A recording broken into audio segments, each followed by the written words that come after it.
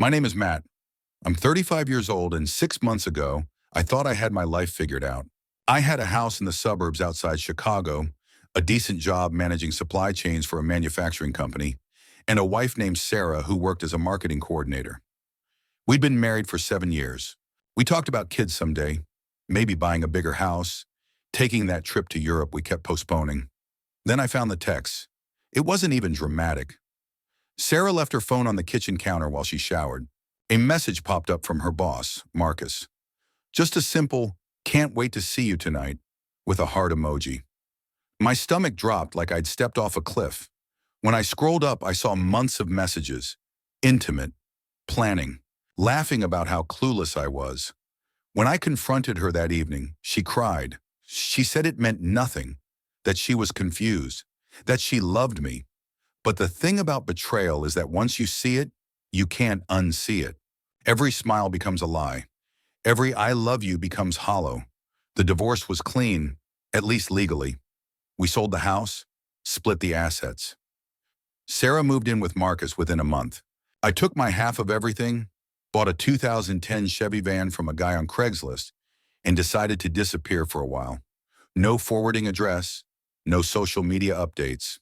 Just me, the open road, and whatever was left of my life packed into 30 square feet of rusted metal and worn upholstery. The first week was brutal. I drove through Iowa, Nebraska, Colorado, staying at truck stops and state parks. I wasn't running toward anything. I was just running. The silence in the van was deafening. I'd catch myself reaching for my phone to text Sarah about something I saw, then remember she wasn't mine to text anymore. Food tasted like cardboard. Sleep came in broken fragments. I felt like a ghost haunting my own life. It was on a Tuesday morning in Wyoming, somewhere between nowhere and nothing, that I saw her. She was standing on the shoulder of a 2-lane highway, thumb out, backpack at her feet. The sun was behind her, creating this golden outline around her silhouette. Even from a distance, something about her made me slow down. She had long brown hair pulled back in a messy bun, wearing faded jeans and an oversized flannel shirt. No makeup that I could see, but she didn't need it. She had the kind of natural beauty that stops you mid-sentence. I pulled over 50 yards past her, my hands shaking on the steering wheel. I hadn't talked to another person in 3 days except to buy gas and coffee, but something about her drew me back. I reversed until I was alongside her. She walked up to the passenger window and I rolled it down. Up close, she was even more striking. High cheekbones, green eyes that seemed to hold stories, and a cautious smile that didn't quite reach those eyes. "You heading west?" she asked. Her voice was soft but steady. "Yeah," I managed. "How far are you going?" "Anywhere but here," she said with a laugh that sounded like it was covering something deeper. I should have driven away. I wasn't in the headspace to help anyone, especially not a beautiful stranger with secrets in her eyes. But maybe that's exactly why I unlocked the passenger door. "Get in." Her name was Emily. She climbed into the van like she belonged there, adjusting the seat and buckling up without any of the awkwardness you'd expect from hitching a ride with a complete stranger. She moved with a quiet kind of confidence, like this wasn't her first time climbing into someone else's story. Her backpack landed between her feet with a soft thump. She smelled like vanilla and road dust, familiar but unplaceable. Not perfume, more like the scent of someone who carried warmth with her, even after standing on a highway shoulder for hours. "I'm Matt," I said as we pulled back onto the highway. "Thank you, Matt, really. I've been standing there for 2 hours. Her voice was soft but steady. No hint of panic, no flinch of nerves. She looked out the window like she was cataloging the clouds, as if Wyoming's wide-open nothingness held some kind of answer she was hoping to find. We drove in comfortable silence for the first hour. She stared out the window at the endless Wyoming landscape, occasionally pointing out a hawk or commenting on how big the sky was. At one point, she let out a quiet breath. "Feels like you could scream out here and no one would ever know." I glanced at her. That a good thing or a bad thing? She tilted her head. Somewhere in between. There was something peaceful about her presence. For the first time in weeks, the silence didn't feel oppressive. It didn't feel like I was being crushed by my own thoughts. With Emily sitting beside me, the quiet felt earned. Like maybe, just maybe, I wasn't completely alone anymore. As the sun started to set, I pulled into a small campground near a lake. It was nearly empty. Just us and an elderly couple in an RV at the far end. You mind if we stop here for the night? I asked. I don't like driving these roads in the dark. Sounds perfect, Emily said. She stretched, rolling her shoulders. I can set up my tent over there. Give you some space. Her offer was kind, automatic even, like she didn't want to be a burden. Like she'd been told too many times before that she was one. Actually, I heard myself saying, surprising even me, there's a fold-out bed in the back. You're welcome to sleep inside if you want. It's supposed to get cold tonight. She turned to face me fully for the first time. There was a flicker of surprise in her expression, not the kind that questioned my motives, but the kind that said she wasn't used to kindness without a catch. She looked at me for a long moment, as if trying to read something in my face, something unspoken. You sure? She asked quietly. Yeah, I said, nodding. I sleep up front anyway. She nodded once firmly and offered a faint, genuine smile. Thanks. That evening, I made a simple dinner on my camp stove while Emily sat on a folding chair, watching the lake. The water was so still it looked like glass, reflecting the first stars beginning to appear. This is beautiful, she said quietly. Yeah, it is. I handed her a bowl of soup. So, what's your story, if you don't mind me asking? She stirred her soup slowly, not meeting my eyes. That's a loaded question. Fair enough. You don't have to. No, it's okay. She took a breath. I just got out of a really bad situation. A relationship that, well, let's just say I stayed way too long. I waited. In the growing darkness, with just the camp stove's flame between us, it felt like a confessional. He wasn't always awful, she continued. David, that was his name. When we first met, he was charming, attentive, made me feel like I was the only person in the room. But slowly things changed.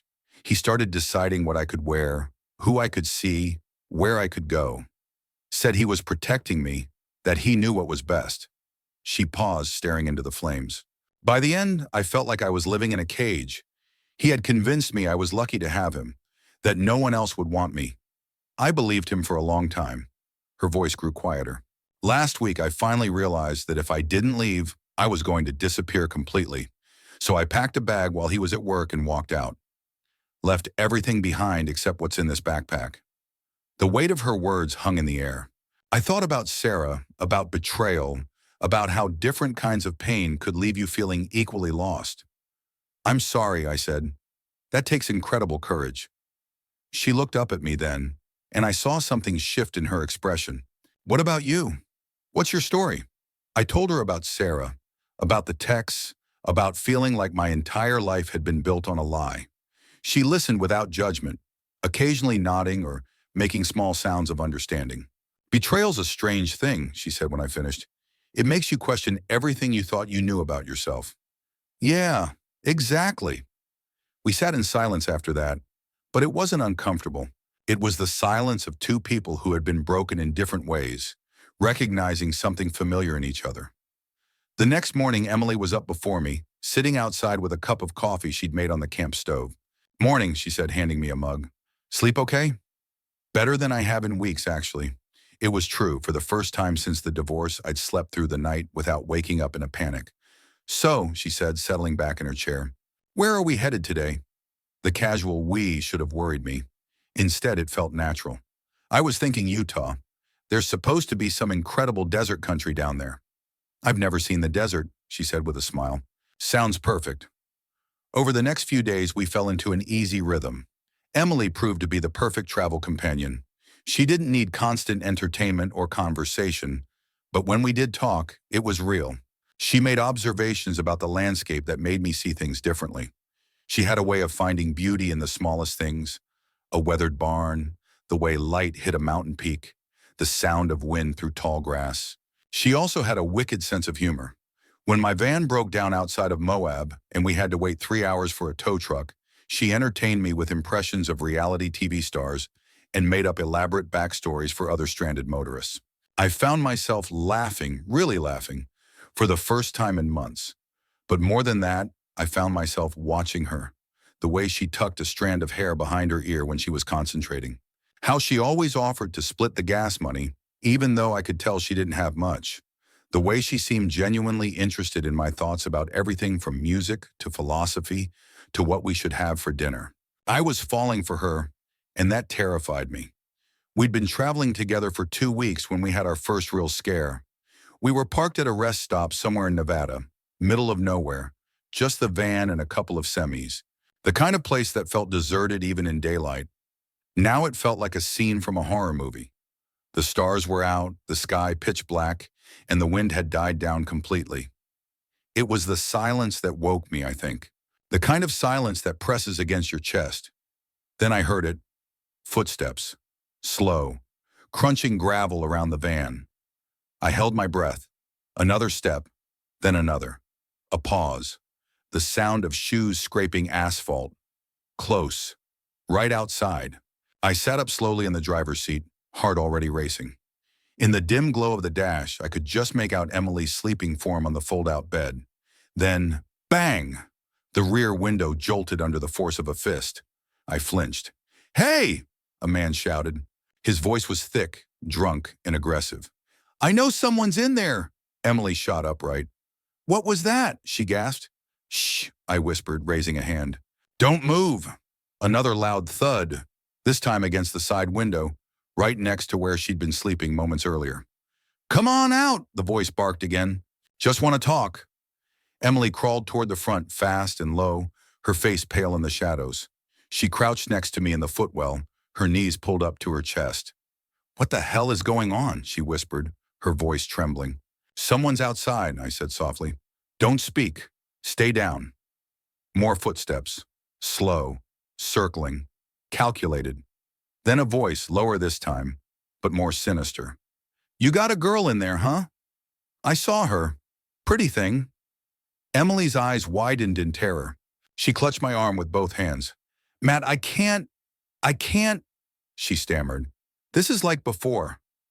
I turned to her, whispering urgently. "This isn't like before. I'm here. He's not getting in. I swear to you." She was breathing too fast, shallow, panicked gasps. Her body shook with adrenaline and fear. I slid one arm around her shoulders and pulled her closer. Bam, bam, bam. Now both sides of the van were being hit. The entire frame shuddered. "You think I can't get in there?" he shouted. "I know vans like this. Doors don't hold forever." I reached under my seat and pulled out the tire iron, my only weapon. I didn't want to use it. I just wanted him gone. I could feel Emily's eyes on me. "I won't let him hurt you," I whispered. "No one lays a hand on you again." She grabbed my wrist, eyes glassy. "Promise me." "I promise." Another bang. He was trying the handles now. First the back, then the side, then the front passenger. Click, click, click. He was testing everyone. Emily buried her face against my chest. I felt her tears soaking through my shirt. My own heart was slamming against my ribs like a drum. I forced myself to stay still. Then silence. Not retreat, just absence. The worst kind. We waited. Then finally, the crunch of footsteps fading, a car door, a distant engine rumbling to life.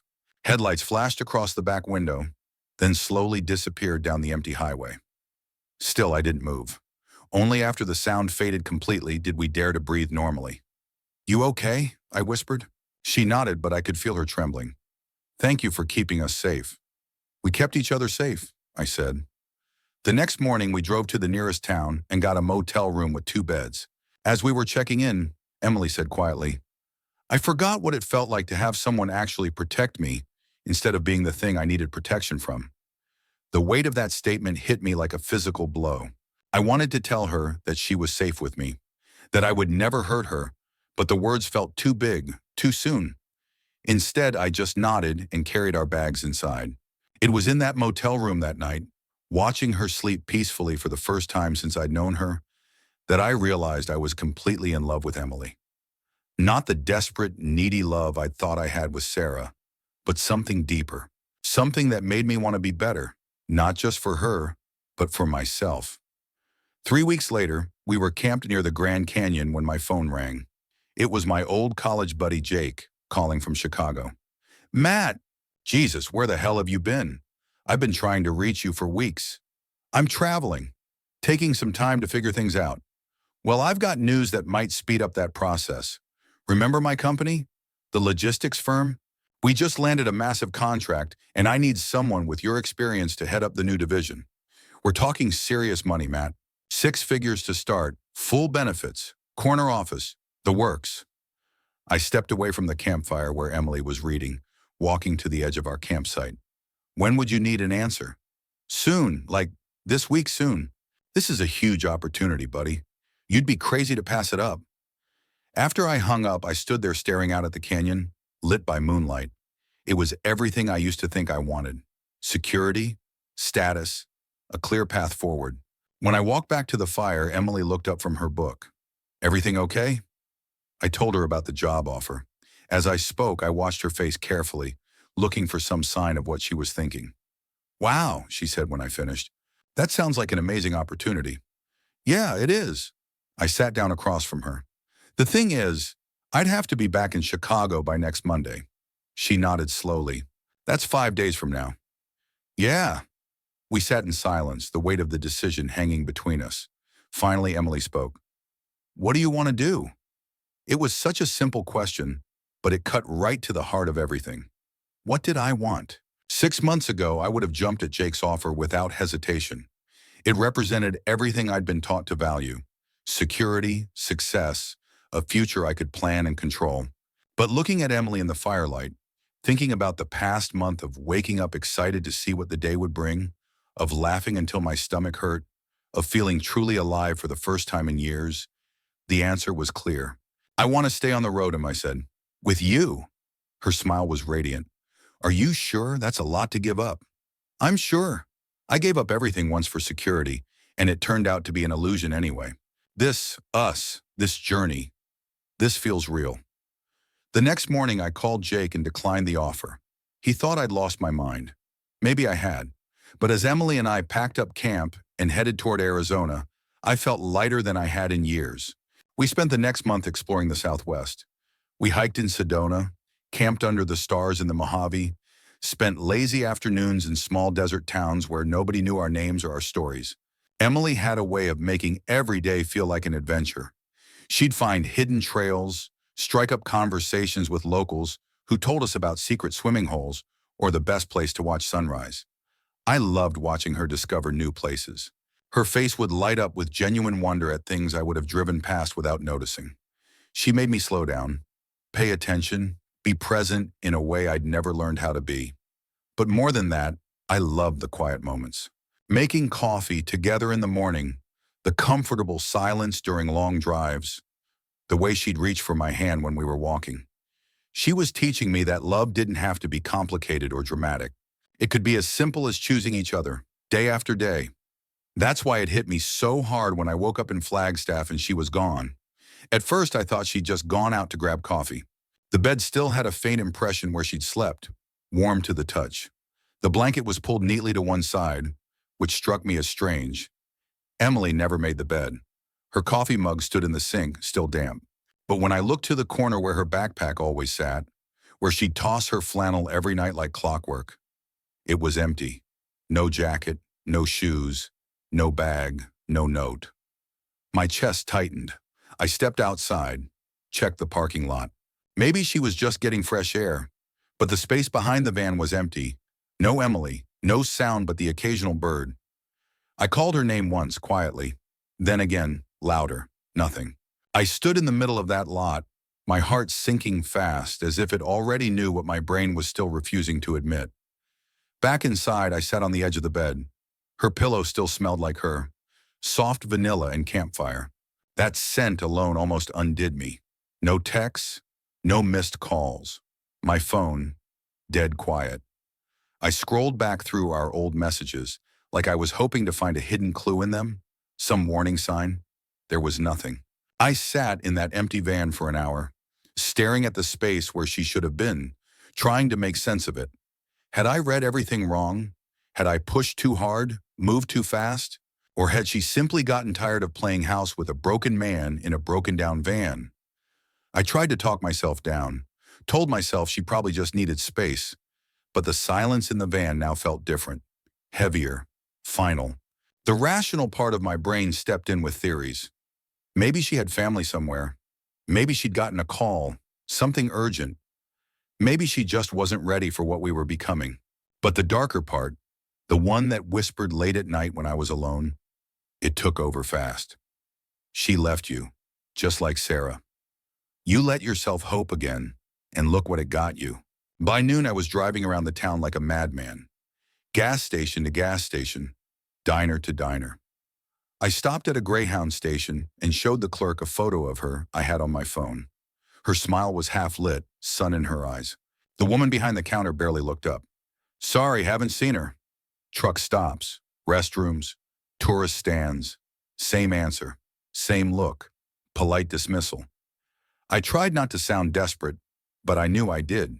Has anyone seen a girl? Long brown hair, green eyes, backpack? I checked 2 motels, then 5. The 6th receptionist gave me a name that didn't exist. By the 2nd day, my hands were shaking. I barely slept, barely ate. I scoured Reddit forums, posted her photo anonymously with a vague description. Looking for someone I was traveling with. Left unexpectedly. Just want to know she's okay. I called hospitals. Invented lies about being her brother. I started to type a message to Sarah once, out of pure desperation, but deleted it before I finished. Even the police crossed my mind. I imagined myself walking into the station, trying to explain that the woman I loved had disappeared. Not my wife, not my fiancée, just someone I'd shared the road with for a handful of weeks. They'd have asked, was she in danger? And I'd have to say, not from me, maybe from herself. By the 3rd day, I gave up searching and just sat in the van, paralyzed by the weight of abandonment. This was worse than Sarah's betrayal somehow. At least with Sarah, I'd seen it coming in the signs I'd chosen to ignore. With Emily, there had been no warning. One day we were planning our route to California, and the next she was gone. I was considering whether to keep heading west or turn around and drive home when my phone rang. Unknown number with a Colorado area code. Hello? Is this Matt? A woman's voice, older, cautious. Yeah, who's this? My name is Rebecca.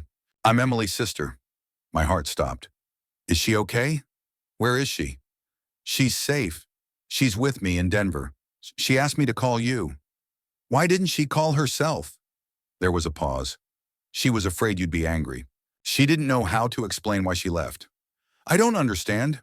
Did I do something wrong? No, Rebecca said quickly. No, you didn't do anything wrong. She needed to see me, to close some doors before she could walk through new ones, if that makes sense. She was scared that if she told you where she was going, you'd try to talk her out of it, or worse, that you'd think she was running away from you the way she ran away from David. Relief flooded through me so suddenly I felt dizzy. She's really okay? She's more than okay. She's different than I've seen her in years, stronger, happier. She talks about you constantly. Can I talk to her? She wants to see you, in person. Are you still in Flagstaff? Yeah. She's driving down tomorrow. She'll meet you at that campground where you stayed last week, the one near the lake. She said you'd know the one. I did know the one. It was where we'd first talked about our dreams for the future, where she'd told me she'd never felt safer with anyone. Rebecca? Yeah?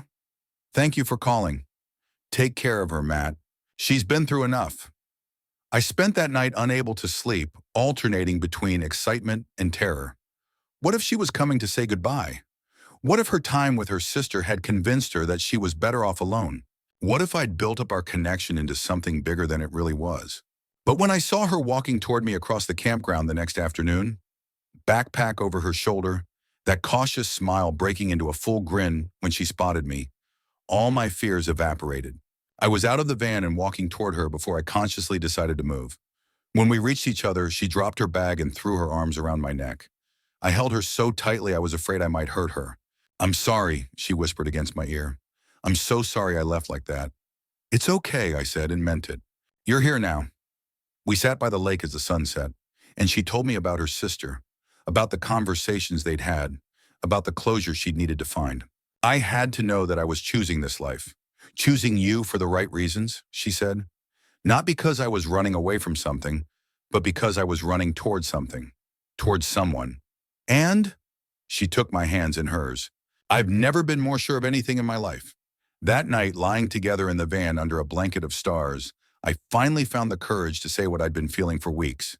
Emily, I love you. She was quiet for so long I started to panic. Then she turned in my arms to face me.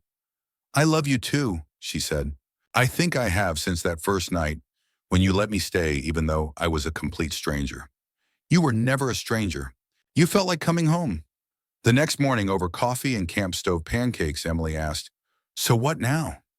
I'd been thinking about that question all night. We could keep traveling indefinitely, living out of the van, surviving on odd jobs and the dwindling remains of my divorce settlement.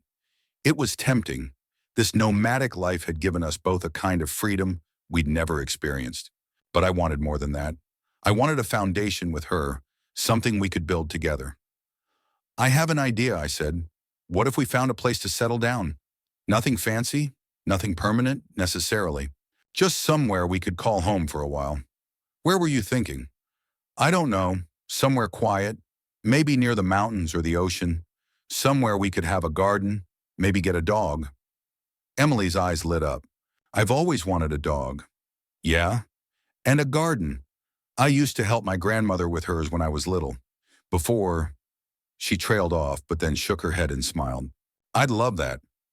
We spent the next 2 weeks exploring small towns in Colorado and Utah, looking for somewhere that felt right. We found it in a tiny mountain community called Pine Valley, population 847. There was a small cabin for rent on the edge of town, backing up to National Forest, with a view of snow-capped peaks and enough land for the garden Emily dreamed of. The rent was cheap. The landlord was a retired teacher who seemed charmed by our unconventional love story, and the town had just enough work, construction, landscaping, odd jobs, to keep us afloat. What do you think? I asked as we stood on the cabin's front porch, looking out at the mountains. Emily was quiet for a long moment, and I could see her imagining our life here. Coffee on this porch in the mornings, long hikes in the forest, quiet evenings by a fire. I think, she said slowly, it feels like home. We moved in the next week. Our first night in the cabin, we sat on the living room floor eating Chinese takeout by candlelight, surrounded by unpacked boxes. It wasn't much. A one-bedroom cabin that had seen better days, furniture we'd picked up at thrift stores, mismatched dishes, and borrowed blankets. But it was ours. Emily, I said, setting down my chopsticks. Yeah? Marry me. She stared at me for a moment, chopsticks frozen halfway to her mouth. Are you serious? Dead serious. I know it's crazy. I know we've only known each other a few months, but I also know that I want to wake up next to you every morning for the rest of my life. I want to plant that garden with you and watch it grow. I want to fight with you about whose turn it is to do dishes and make up afterward. I want to grow old with you in this little cabin in the middle of nowhere. She set down her food and crawled across the floor until she was sitting in front of me. Yes, she said simply. Yes? Yes, I'll marry you. Yes to all of it. I kissed her then, tasting soy sauce and tears, and the promise of everything we were going to build together. We were married 3 weeks later at the town courthouse, witnessed by our landlord and the woman who ran the local diner. Emily wore a simple white dress we'd found at a consignment shop in the next town over. I wore the one suit I'd kept from my old life. We exchanged rings we'd picked out together at a pawn shop.